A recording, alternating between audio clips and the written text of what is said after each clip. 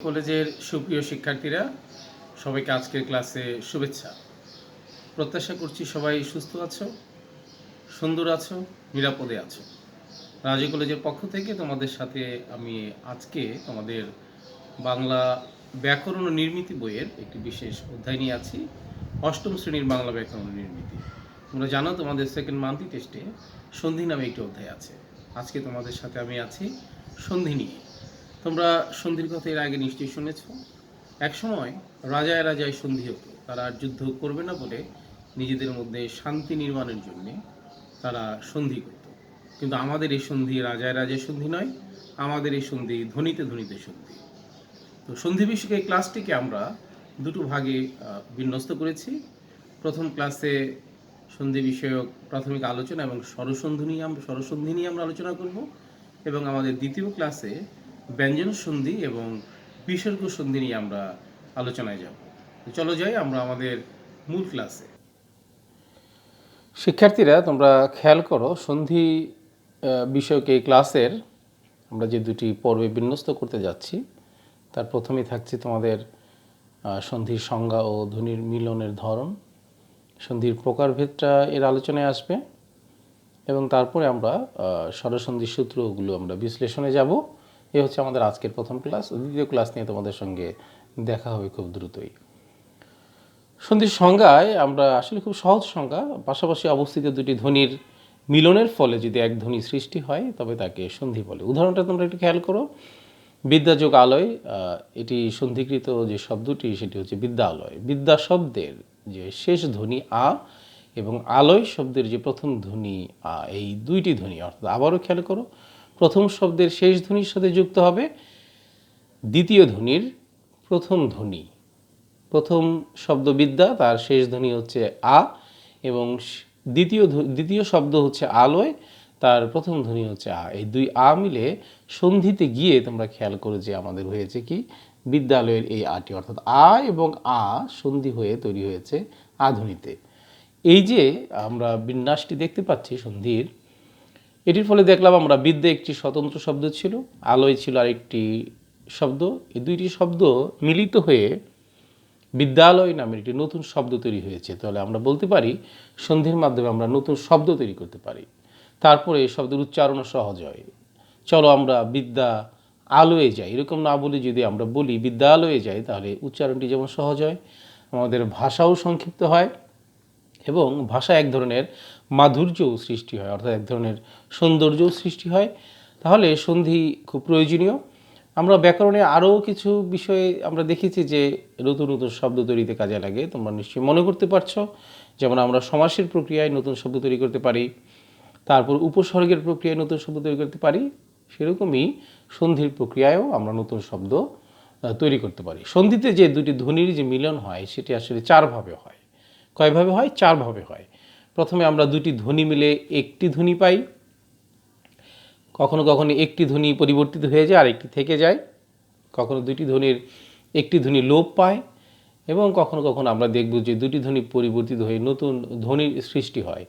এই বিষয়গুলোর উদাহরণ আমরা পরবর্তী স্লাইডগুলোতে নিশ্চয়ই দেখতে পাব। সন্ধির প্রকারভেদটা আমাদেরকে একটু প্রসঙ্গক্রমে জেনে নিতে হবে।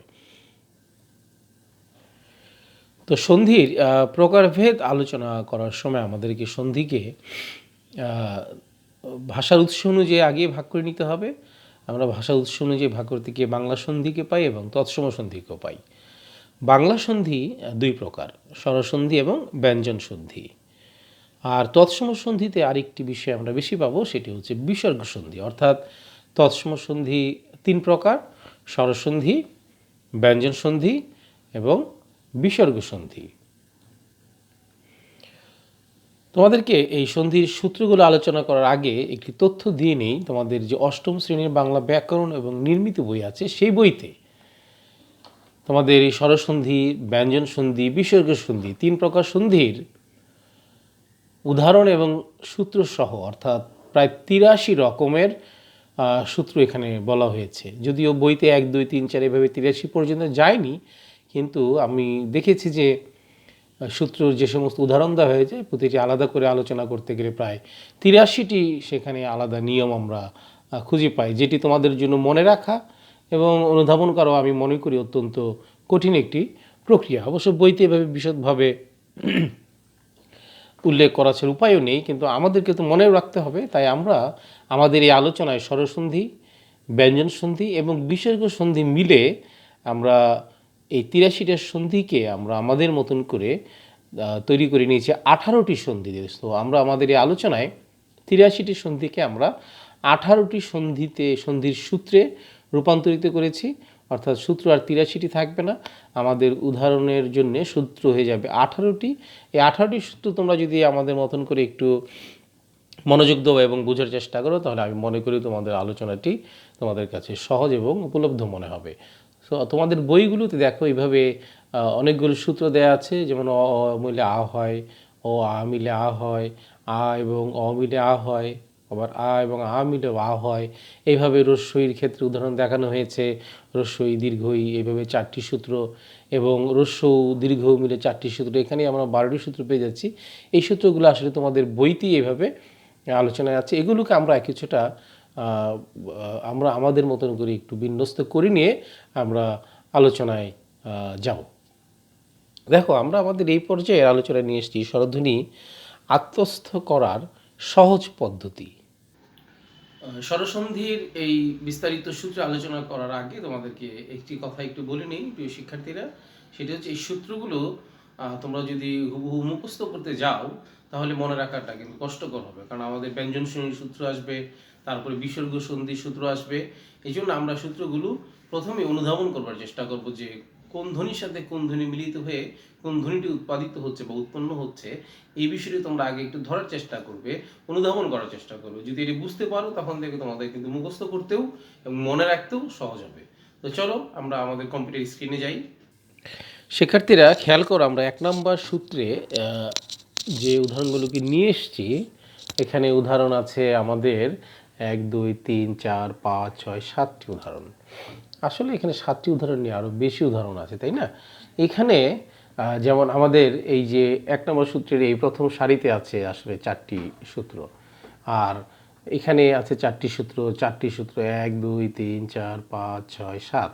আসলে এখানে এই 28টি সূত্রকে আমরা 1 নম্বর সূত্রে নিয়ে এসেছি। 28টি সূত্রকে তোমরা একটি সূত্র দিয়ে মনে রাখতে পারবে। খেয়াল করো, স্বরেয়কে যদি আমরা স্বরের সাথে স্বরেয় বা স্বরেয়াকে যদি আমরা অ কিংবা আয়ের সাথে যুক্ত করি, আমরা সন্ধিতে সবসময়ই পাবো আ।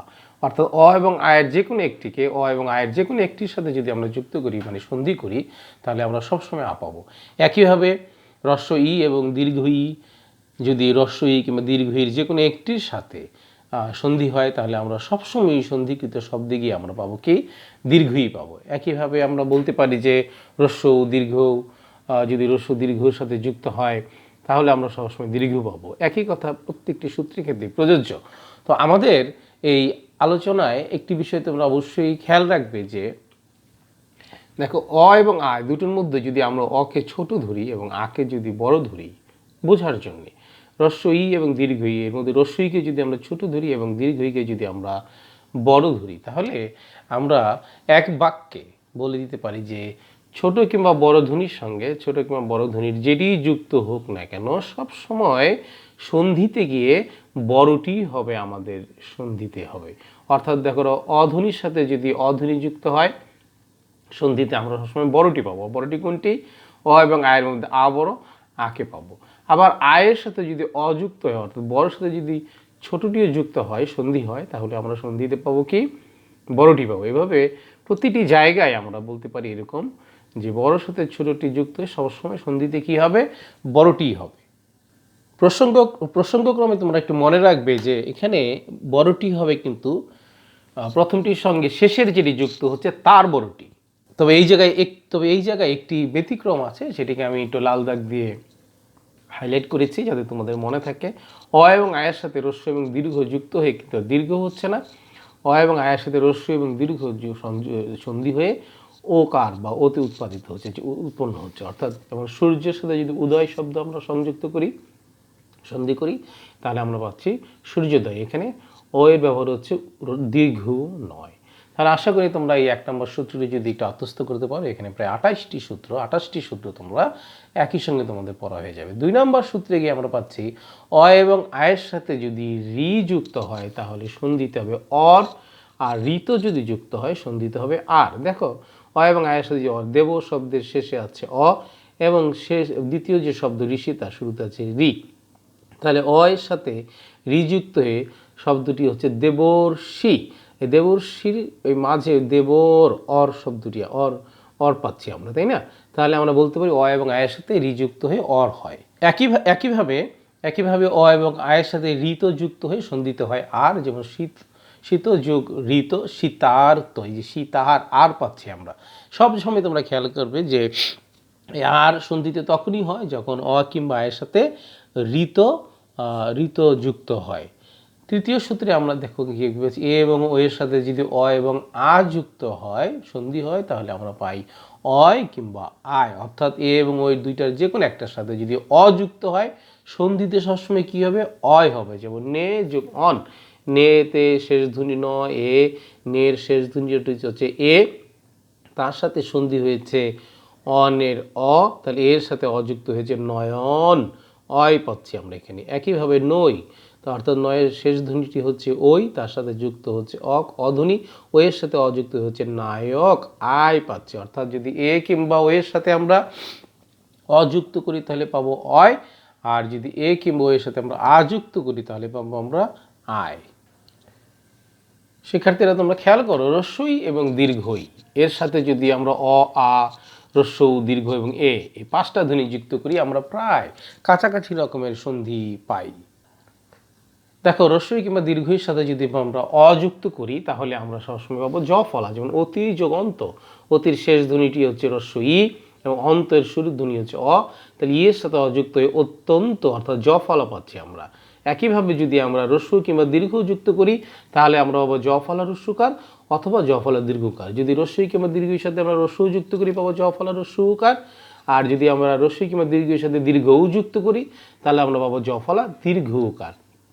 একইভাবে রস্যই কিংবা দীর্ঘের সাথে যদি আমরা এ যুক্ত করি তাহলে পাবো আমরা কি, এ এবং জ ফলা। খেয়াল করো উদাহরণটা, প্রতি যোগ এক, এই প্রতির শেষে হচ্ছে ই এবং একের শুরুতে আছে এ ধ্বনি, ই এর সাথে এ ধ্বনি যুক্ত হচ্ছে প্রত্যেক, তাহলে আমরা কি পাচ্ছি, একার পাচ্ছি এবং জ ফলা পাচ্ছি। তাহলে আমরা রস্যই কিংবা দীর্ঘের সাথে অ, আ, রস্য, দীর্ঘ এবং এ যুক্ত করলে জ ফলাটা অবশ্যই পাবো। যদি অযুক্ত হয় শুধু জ ফলা পাবো, অ কিংবা আ যদি যুক্ত হয় আমরা পাবো জ ফলা পাবো, রস্য কিংবা দীর্ঘ যুক্ত হলে পাবো জ ফলা রস্যকার এবং জ ফলা দীর্ঘকার, এবং এ যুক্ত হলে আমরা পাবো জ ফলা একার এবং জ ফলা পাবো। তোমরা যদি এইভাবে একটু মনে রাখার চেষ্টা করো তাহলে আমার মনে একই সঙ্গে তোমাদের অনেকগুলো সূত্র মনে রাখা সহজ হবে। আমরা তারপরে চলো 5 নম্বর সূত্রে যাই। রস্য কিংবা দীর্ঘের সাথে যদি অ, আ, রস্য, দীর্ঘ, এ এই 5টা ধ্বনি যুক্ত করি তাহলে আমাদের সন্ধির অবস্থাটা কি দাঁড়ায়। একটা বিষয়টি খেয়াল রাখবো, দেখো রস্য এবং দীর্ঘ অ, আ, রস্য, দীর্ঘ এবং এ এই 5টার সাথে যুক্ত হয়ে কিন্তু সন্ধিতে গিয়ে তার পছন্দের বিষয়টা হচ্ছে ব, সে বতে রূপান্তরিত হতে পছন্দ করছে, অর্থাৎ সন্ধিকৃত যে চেহারাটা সেটা বতে যাচ্ছে। যদি অযুক্ত হয় তাহলে হবে ব, যদি আযুক্ত হয় তাহলে হবে বা। যেমন খেয়াল করো, সুযোগ অল্প, রস্যুর সাথে যুক্ত হচ্ছে অ তাহলে স্বল্প হচ্ছে, অর্থাৎ শুধু ব হচ্ছে। রস্যই কিংবা দীর্ঘই যদি যুক্ত হয় তাহলে আমরা রস্যই যুক্ত হলে পাচ্ছি বি, দীর্ঘই হলে পাচ্ছি বয় দীর্ঘই, এবং এ যুক্ত হলে পাচ্ছি বে। তাহলে খুবই সহজ মনে রাখাটা, বটা অবশ্যই থাকছে, অর্থাৎ রস্য কিংবা দীর্ঘ অ, আ, রস্যই, দীর্ঘ এবং এ 5টার যেটার সঙ্গে যুক্ত হোক না কেন ব কিন্তু থাকছেই সন্ধিতে। অ হলে হবে ব, আ হলে হবে বা, রস্যই হলে হবে বয় রস্যই, দীর্ঘই হলে হবে বয় দীর্ঘই এবং এ হলে হবে বয়কার। তাহলে তোমরা যদি এইভাবে একটু কৌশল করে একটু বুদ্ধি করে মনে রাখার চেষ্টা করো, আমার মনে পড়া তোমাদের জন্য সহজ হয়ে যায়। চলো আমরা আমাদের এই স্বরসন্ধির শেষ সূত্র 6 নম্বর সূত্রে চলে যাই। এখানে আমরা অনেকগুলো সূত্র একসাথে পড়তে পারবো। ও কিংবা ও এর সঙ্গে যদি অ কিংবা আ, রস্যই কিংবা রস্য কিংবা এ 5টা ধ্বনি যুক্ত হয় তাহলে আমরা কি পাচ্ছি একটু দেখো, খেয়াল করো, ও কিংবা ও এর সঙ্গে যদি অ কিংবা আ যুক্ত করি, অযুক্ত করলে পাবো অব এবং আযুক্ত করলে পাবো আমরা কি, আব, লো যোগ অন লবণ। তাহলে ল এর এখানে আছে ও, ও এর সাথে অন হবে, অযুক্ত হয়ে কি হচ্ছে লবণ, অব তৈরি হচ্ছে। একইভাবে রস্যই যদি যুক্ত করি পাবো আমরা অবি। অ কিংবা ও এর সাথে দেখো রস্যই যুক্ত হচ্ছে পয়কার প যোগ ইত্র, পবিত্র। তাহলে ও এর সাথে কি যুক্ত হলো এখানে? ই হলো কি? অবি, পবি। পবির মধ্যে কি আছে? অবি। তাহলে রস্য যদি একইভাবে যুক্ত করি তাহলে আমরা এই জায়গাটা একটু ব্যতিক্রম হওয়া উচিত ছিল অবু। আমাদের সব জায়গায় অবু হওয়া উচিত ছিল, কিন্তু এখানে হয়েছে কি একটু আবু। ভৌ যুগ উক, আবুক, বাব উক। তাহলে দেখো যে এই আবুটা এখানে আমরা সন্ধিতে পাচ্ছি। একইভাবে ও কিংবা ও এর সাথে যদি এ সন্ধিকৃত হয়, সন্ধিকৃত সন্ধি যদি হয়, সন্ধিকৃত অবস্থায় আমরা পাচ্ছি কি? অবে। এই যুক্ত হলে হবে। তোমরা এর আগেও খেয়াল করেছো এ যেখানে যুক্ত হচ্ছে একারটা কিন্তু থাকছে। এই দেখো এখানে এ যুক্ত হয়েছিল, একার থাকছে, এখানে একার থাকছে, এ হলে একার থাকছে। তাহলে অবর সাথে একার যুক্ত অবেদ রূপান্তরিত হচ্ছে গো যোগ এসো না। তাহলে গোতে আছে ও, আর এখানে আছে এ সোনার এ, ও আর এ মিলে হচ্ছে গবে, অবে এখানে আমরা শুনতে পাচ্ছি। তাহলে বন্ধুরা যদি তোমরা এইভাবে একটু খেয়াল করে এবং এই কৌশলে যদি এগুলো মনে রাখার চেষ্টা করো, আমার মনে হয় সন্ধির এই অনেক অনেক সূত্রগুলো তোমাদের জন্য খুবই সহজ হয়ে যায় এবং আত্মস্থ করা তোমাদের জন্য অত্যন্ত সহজ হয়ে যায়। তো আশা করছি আমাদের এতক্ষণের আলোচনার মধ্য দিয়ে তোমাদের জন্য ক্লাসটি অত্যন্ত সহজ হয়েছে।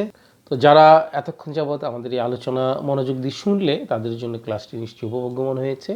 তো এতক্ষণ যাবৎ ক্লাসটি শুনবার জন্য তোমাদেরকে ধন্যবাদ। ও ধন্যবাদ দিয়ে শেষ করবার আগে যে সূত্রগুলো আমরা এখানে আত্মস্থ করার চেষ্টা করলাম, এগুলো তোমরা অবশ্যই বাসায় একটু অনুশীলন করবে। অনুশীলন করলে তোমাদের জন্য যে বিষয়টি আরও অনেক সহজ হয়ে গিয়েছে এবং আমাদের কলেজ যখন ইনশাল্লাহ খুলবে তখন আমরা এগুলো কিন্তু তোমাদের পড়া ধরবো। এটা তোমাদের কিন্তু একটু মনে রাখতে হবে। তো তোমাদের সবাইকে অসংখ্য ধন্যবাদ। সবাই সুস্থ থাকো, সুন্দর থাকো, নিরাপদে থাকো। নিশ্চয়ই আবারও দেখা হবে।